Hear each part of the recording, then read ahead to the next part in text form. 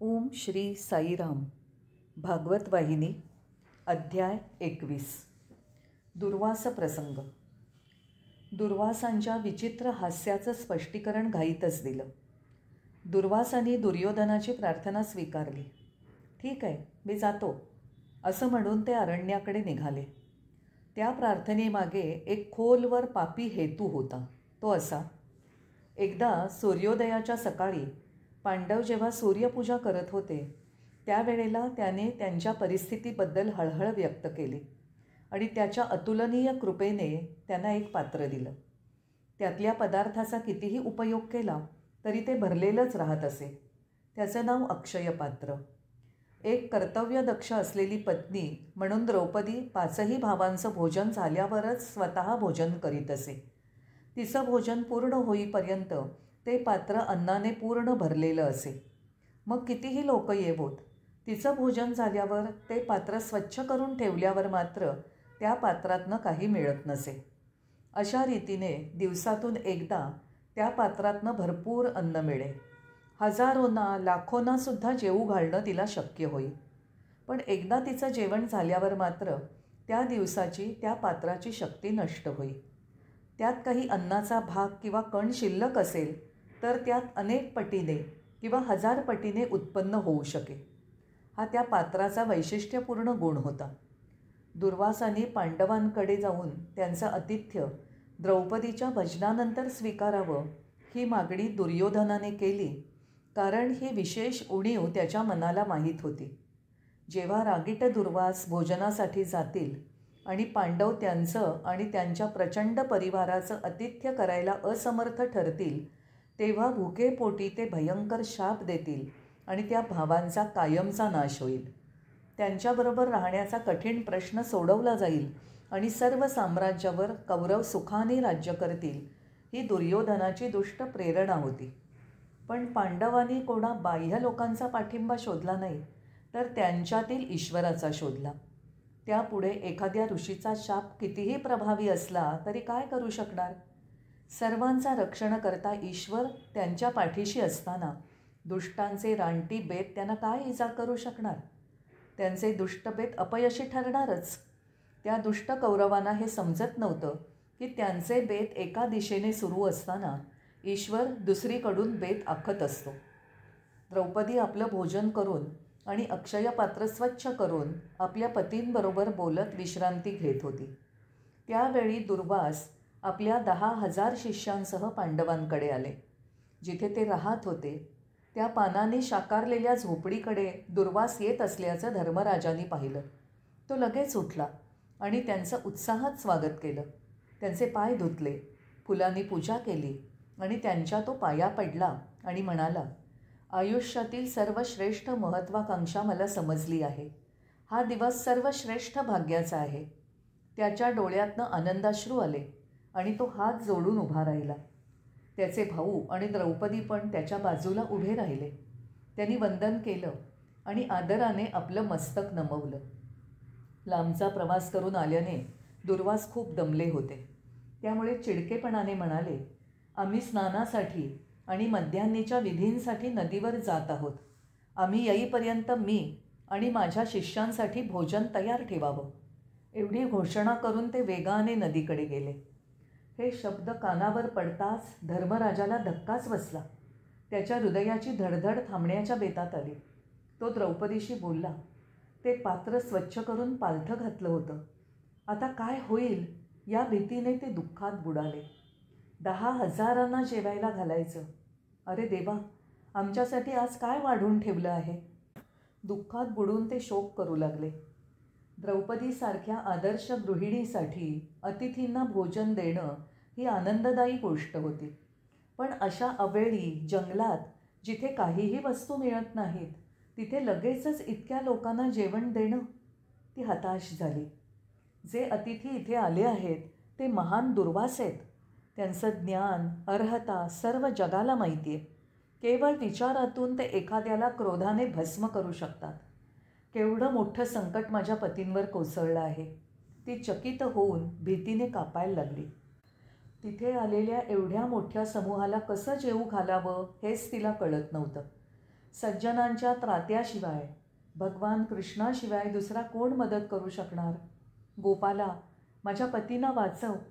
आम्हाला भेडसावणाऱ्या नाशापासून आमचे रक्षण कर.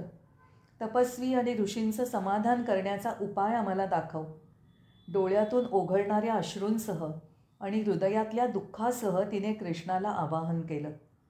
माझ्या बाबतीत काही घडलं तर मी मनावर घेणार नाही, ती म्हणत होती.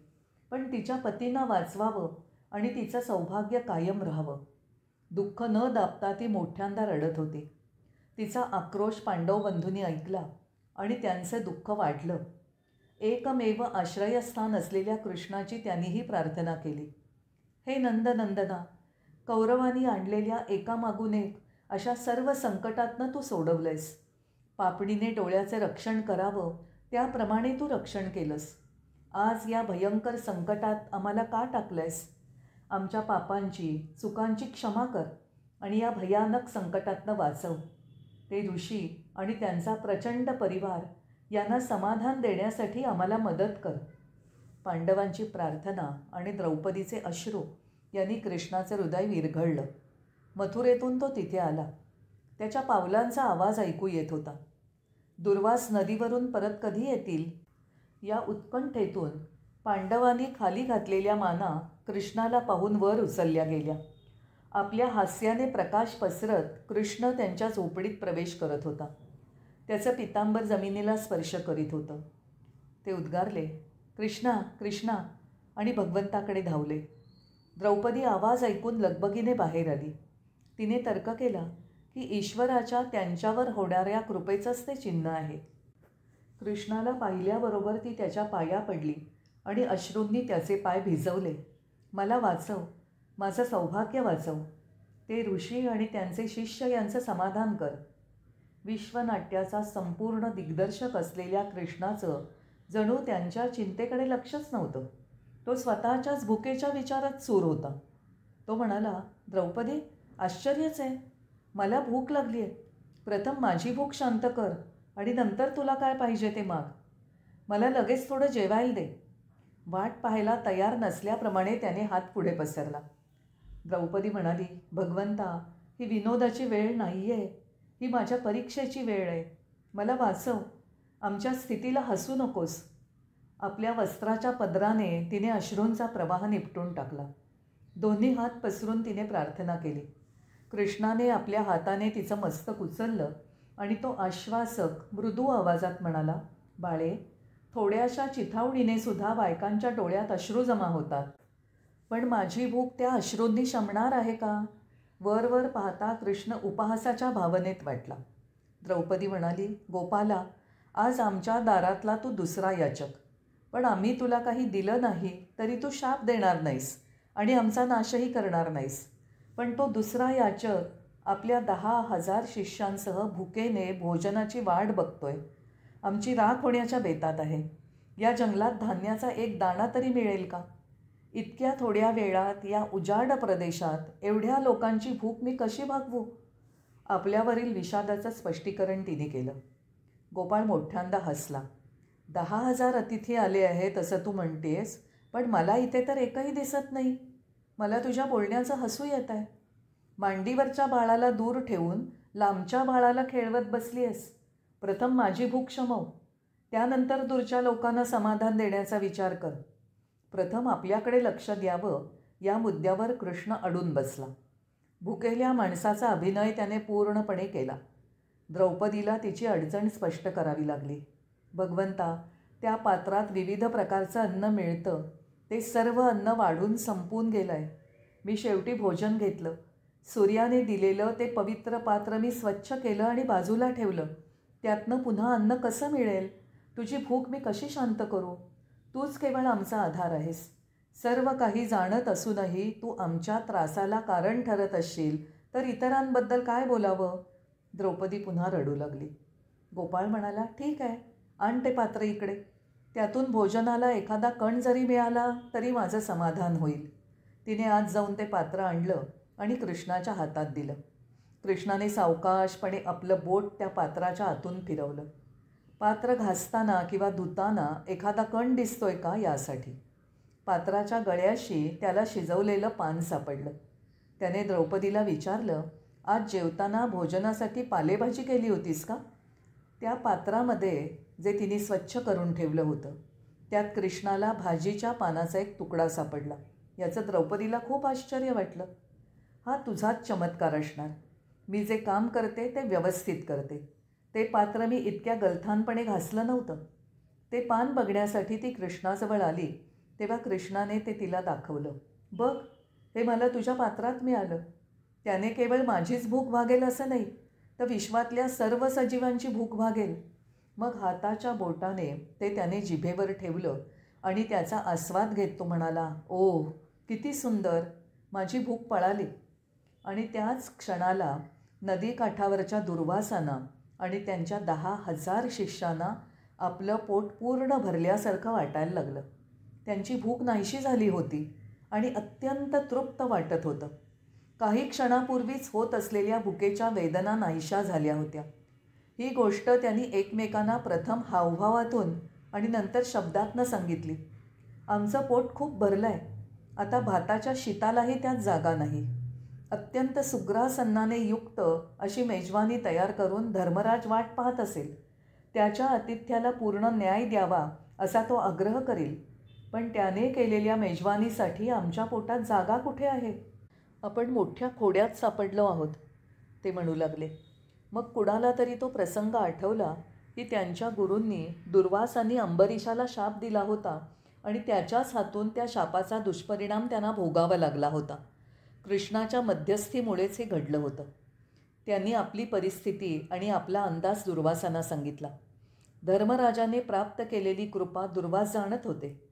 त्यांनीही धर्मराजाला आशीर्वाद दिला. आपल्या शिष्यांसह ते दुसऱ्या मार्गाने पांडवांच्या निवासाचा मार्ग टाळून निघाले. पण कृष्णाने भीमाला नदीवर पाठवलं आणि दुर्वासांना आणि त्यांच्या परिवाराला भोजनासाठी त्वरित येण्यास सांगितलं. ते सर्वजण दुसऱ्या मार्गाने निघून जात आहेत हे भीमाने पाहिलं. तो जलद गतीने निघाला.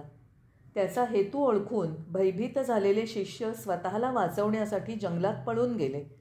भीमाने दुर्वासांना गाठलं आणि तो म्हणाला, गुरुजी, माझ्या ज्येष्ठ बंधूंनी मला तुम्हाला भेटायला आणि घेऊन यायला सांगितलं आहे. तुम्हा सर्वांसाठी भोजन तयार आहे. दुर्वासांनी असमर्थता व्यक्त केली. भीमा, आम्ही एक घासही खाऊ शकणार नाही. आमचं पोट भरून अगदी फुटायच्या बेतात आहे. माझा तुमच्यावर कोणताही राग नाही. मी आशीर्वाद देतो की तुम्हाला सर्व प्रकारचा आनंद प्राप्त व्हावा. निर्विवाद सम्राट म्हणून पृथ्वीवर तुम्ही राज्य कराल. त्या वेळेला मी येईन आणि तुमचं आतिथ्य स्वीकारीन. पापी हेतूने ज्यांनी मला तुमच्याकडे पाठवलं त्यांचा सर्वनाश होईल. त्यांना शुभेच्छा देऊन दुर्वास अनुयायांसह निघून गेले.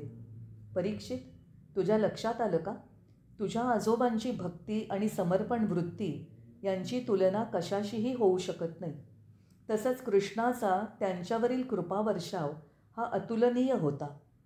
पांडवांची अतूट निष्ठा आणि कृष्णाची कृपा दाखवणारे हे प्रसंग व्यास सांगत असताना परीक्षित एकाग्र चित्ताने, चकित होऊन, आदराने, आश्चर्याने, उत्कंठेने ऐकत असताना या भावना त्याच्या मनात येत होत्या.